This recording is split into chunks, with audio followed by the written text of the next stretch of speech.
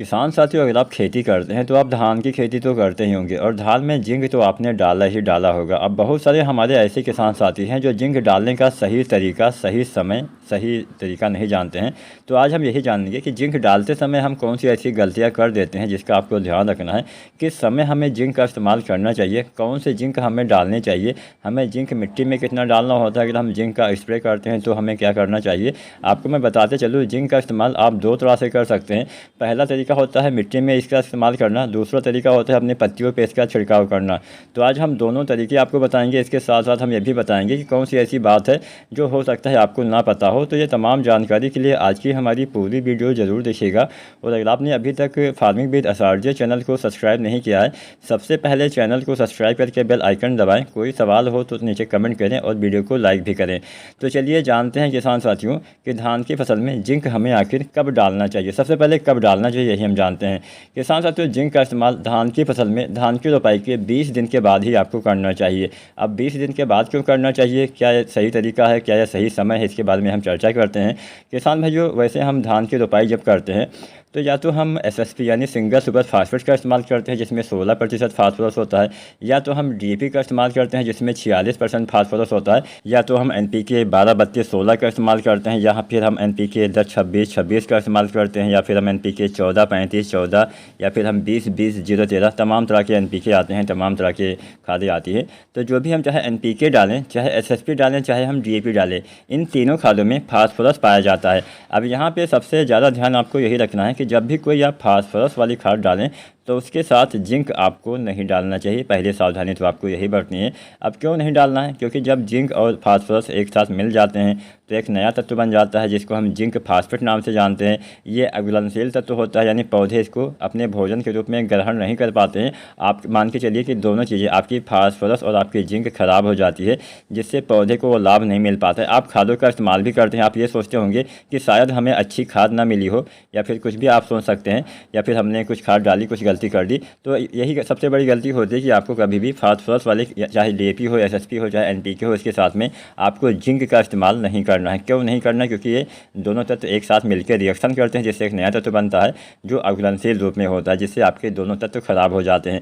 अब ये तो आपको पता चल गया कि आपको क्यों नहीं डालना होता है रोपाई के समय। तो जब हम रोपाई के समय इसका इस्तेमाल नहीं कर सकते हैं तो आखिर हम कितने दिन के बाद इसका इस्तेमाल कर सकते हैं। अब ऐसा भी नहीं कि आज आपने डीएपी डाल दी, 2-4 दिन के बाद आप जिंक का इस्तेमाल कर सकते हैं, ऐसा भी आप नहीं कर सकते हैं।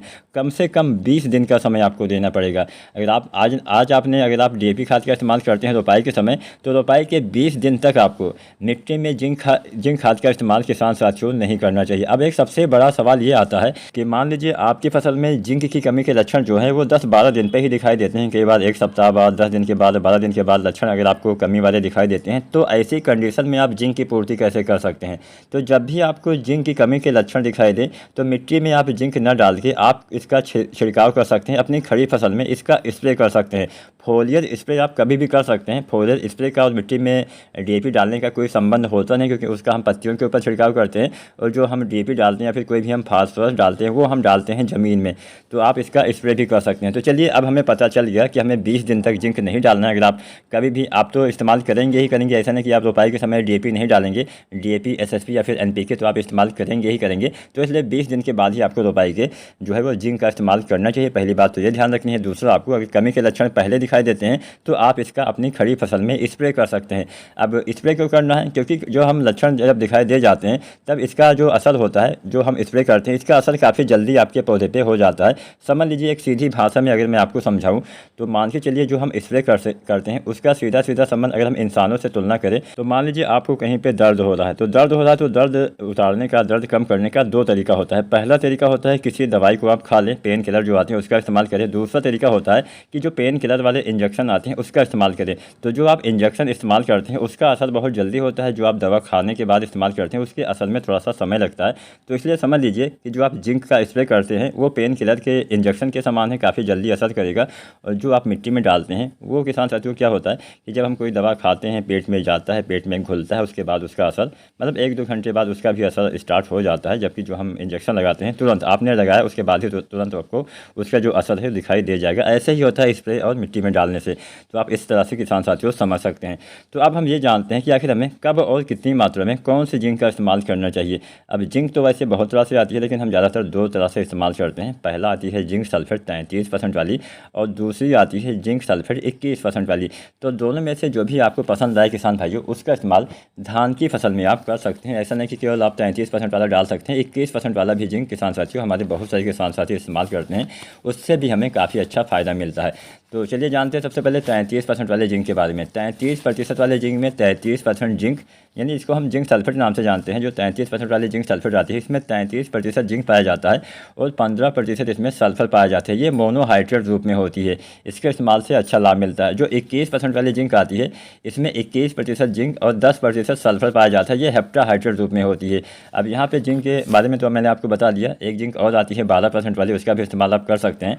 तो यहाँ पे सबसे पहले हम 33% वाले जिंक के बारे में जानते हैं। इसकी आपको अगर इस्तेमाल करना है तो रोपाई के 20 दिन के बाद आपको इस्तेमाल करना है, और इसकी आपको लगभग 5 किलोग्राम मात्रा पर एकड़ तक आपको इस्तेमाल करना होता है। इतनी मात्रा 1 एकड़ खेत के लिए किसान भाइयों पर्याप्त होती है। और अगर आप 21% वाला जिंक डालते हैं तो इसकी आपको लगभग किसान साथियों 7 से 8 किलोग्राम मात्रा पर एकड़ की दर तक आपको डालना होता है। इतनी मात्रा 1 एकड़ खेत के लिए पर्याप्त होती है। जब भी आप जिंक का इस्तेमाल करें तो उसके साथ किसान भाइयों आपको यूरिया खाद का इस्तेमाल अवश्य करना है। यूरिया जब आप डालते हैं 25 दिन के आसपास, तब आपको जिंक का इस्तेमाल करना होता है। तो 25 दिन का समय भी बेहतर रहता है। जब आप 25 दिन के आसपास या आप 23-24 दिन पर भी डाल सकते हैं, तो 20 दिन के बाद आप कभी भी डाल सकते हैं। तो 20 दिन के बाद 25 से 30 दिन तक आपको किसान साथियों यूरिया 30 से 40 kg, साथ में जिंक अगर आप 33% वाला डालते हैं तो 5 kg, या फिर अगर आप 21% वाला डालते हैं तो 7 से 8 kg आपको धान की रोपाई के 25 से 30 दिन पे साथ में 30 से 40 kg यूरिया आपको प्रयोग कर देना है। 30 kg यूरिया कम दिन वाली वैरायटियों में, और 40 kg यूरिया जो किसमें देर से तैयार होती है उसमें किसान भाइयों आपको डालना चाहिए। तो पहला तरीका तो हमने जान लिया मिट्टी में हम जिंक कितनी मात्रा में डालें। अब यहाँ पे अगर आप मिट्टी में जिंक का इस्तेमाल करते हैं तो केवल एक बार ही आपको इस्तेमाल करना है, बार बार इस्तेमाल करने की आवश्यकता नहीं है। वहीं अगर आप स्प्रे की हम बात करें, जो हम फोलियर स्प्रे करते हैं, पत्तों के ऊपर छिड़काव करते हैं, उसके बारे में भी हम चर्चा कर लेते हैं।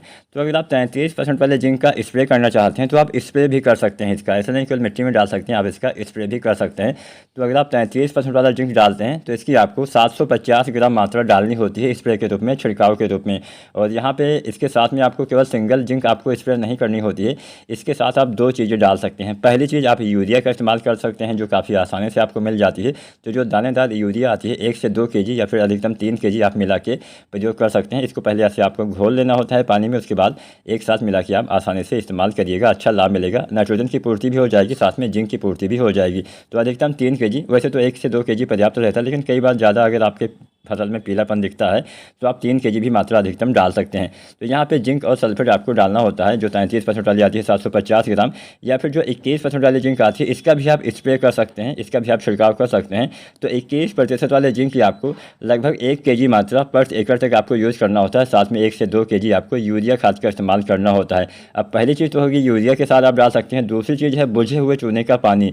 जो चूना आता है उसको आपको भिगो देना होता है शाम को, उसके बाद में 12 घंटे के बाद जो पानी बचता है उसी पानी में आपको जो जिंक होती है उसको मिला के स्प्रे कर सकते हैं। तो या तो आप बुझे हुए चूने का पानी डालिए, या फिर आप दानेदार यूरिया 1 से 2 kg मिला के आपको इसका इस्तेमाल किसान साथियों धान की फसल में करना होता है।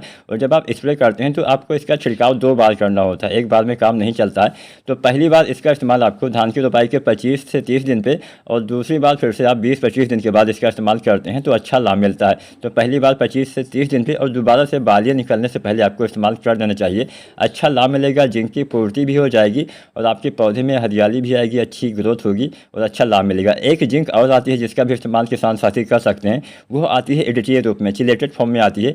तो इसका इस्तेमाल आप फास्फोरस वाली खाद के साथ कर सकते हैं। इसका आप स्प्रे कर सकते हैं। अगर आप एनपीके 19-19-19 के साथ इसको डालना चाहें तो डाल सकते हैं। मतलब कोई भी जो एनपीके जिसमें फास्फोरस होता है उसके साथ आप 12% वाले जिंक का इस्तेमाल कर सकते हैं। आप 0.34 के साथ भी डाल सकते हैं। लेकिन हाँ, अगर आप डाल तो सकते हैं, लेकिन बहुत लंबे समय तक एक साथ मिला के आप रख नहीं सकते हैं। अगर आप एनपीके 19-19-19 के साथ आप चिलेटेड जिंक जो आती है 12% वाली इसका इस्तेमाल करना चाहते हैं तो इसका इस्तेमाल भी आपको पहली बार 25 से 30 दिन पे, और दोबारा से इसका इस्तेमाल आपको करना होता है लगभग रोपाई के गबोड़ अवस्था में, मतलब 20 से 25 दिन के बाद आप फिर से इस्तेमाल चाहें तो कर सकते हैं। तो यहाँ पे 25 से 30 दिन पे जो आपकी 12% वाली जो एडीटीए जिंक आती है, चिलेटेड जिंक, इसकी आपको लगभग 125 से 150 ग्राम मात्रा पर एकड़ तक इस्तेमाल करना होता है। यह जिंक काफ़ी अच्छे से, काफ़ी तेज़ी से काम करती है अगर हम तुलना करें जो 33% वाली आती है या फिर जो 21% वाली आती है।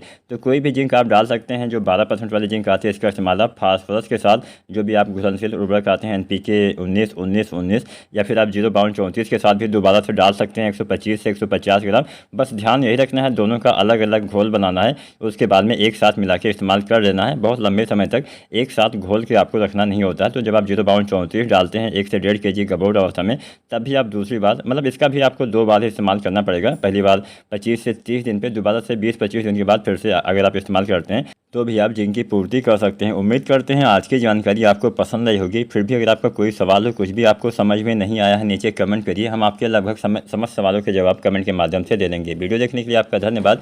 चैनल को सब्सक्राइब जरूर करें और वीडियो को लाइक भी करें।